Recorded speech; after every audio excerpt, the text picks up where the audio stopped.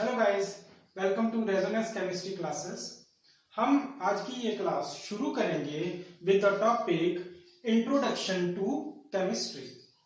Class 10 तक जो आप केमिस्ट्री पढ़ते हो वो as a part of science subject आप पढ़ते हो, कुछ ही चैप्टर्स उसमें इंक्लूडेड होते हैं। लेकिन जैसे आप 10th पास करते हो और 11th में आप मेडिकल या नॉन मेडिकल आप करते हो, you have to take chemistry as one of the main subjects. So जो सब्जेक्ट आपने आगे लेके चलना है, सबसे पहले आपको उसकी इंट्रोडक्शन पता होनी चाहिए। So therefore we will discuss introduction to chemistry. Now as far as introduction is concern, सबसे पहले जो हमारे दिमाग में पॉइंट आता है, how will we define chemistry, कि जिस फील्ड में आप एंटर करने जा रहे हो उसकी डेफिनेशन सबसे पहले आपको पता होनी चाहिए। On the basis of prior knowledge, if I ask you define chemistry, how will you define chemistry? Most of the students just define chemistry in 3 words.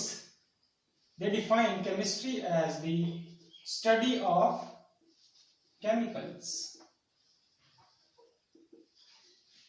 Now, for a layman or those students who do not have to study chemistry, for them this definition is okay. But being a chemistry student, you should use more appropriate and valid definition which covers all the necessary aspects of the field. So instead of using this definition, I will let you know a more appropriate definition for chemistry. Chemistry may be defined as the branch of science which deals with the study of matter. The branch of science which deals with the study of matter. But you will not stop your definition here. आप chemistry में matter की study करते हैं, लेकिन matter के किन aspects की study करते हैं वो हम यहां इस डेफिनेशन में ऐड करेंगे। Number 1 is its composition, then we have structure, properties, applications, its interaction with other matter and with energy. So chemistry may be defined as the branch of science which deals with the study of matter, its composition, structure, properties, applications, its interaction with other matter and with energy. Now in this definition we have covered all the aspects which we study in chemistry. In the definition of chemistry we have touched 6 different aspects which I have written here. Number 1 is composition, second is structure, third is properties, 4 is applications, then 5th is interaction with other matter, and lastly we have interaction with energy. Now let us elaborate these points one by one. Number 1 is composition. Composition का मतलब है कि जिस matter की हम study कर रहे हैं वो किसका बना हुआ है, what are its constituents. Number 2 is structure. Structure में हम ये स्टडी करते हैं कि अलग अलग पार्टिकल्स किस तरह से मैटर में अरेंज्ड हैं.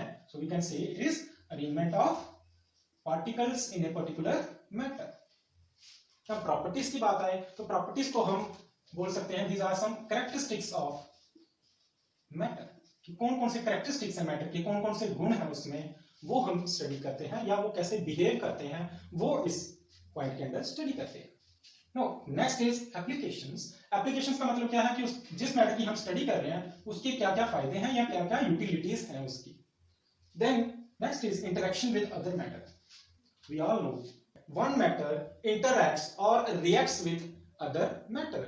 सो in this point we'll study about the chemical reactions of one matter with the other, कि एक मैटर दूसरे मैटर के साथ कैसे इंटरैक्ट या रिएक्ट करता है. Lastly is interaction with energy. Matter सिर्फ मैटर के साथ ही रिएक्ट नहीं करता, matter also interacts with energy.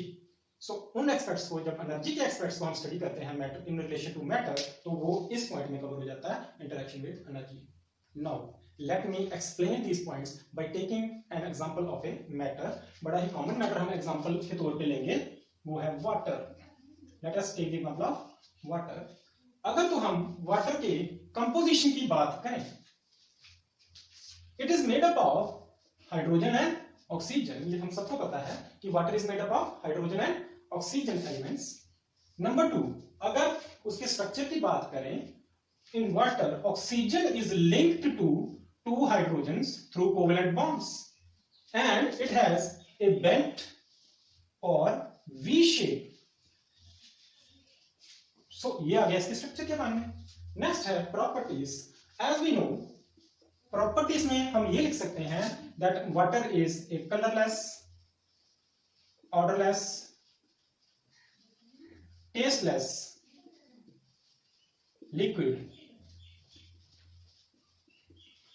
with boiling point of 100 degree Celsius. So these are some of the important properties or characteristics of water. Now जब हम properties की बात करते हैं तो इसमें दोनों ही आ जाती हैं, physical and chemical. Physical और chemical properties दोनों ही आ जाती हैं, जिनके बारे में हम आपको अगले लेक्चर्स में एक्सप्लेन करेंगे that what is difference between physical and chemical properties. Now fourth point is applications. Water कहाँ यूज होता है? आई डोंट थिंक ये चीज एक्सप्लेन करने की जरूरत है. What are the utilities of water? Now next point is interaction with other matter.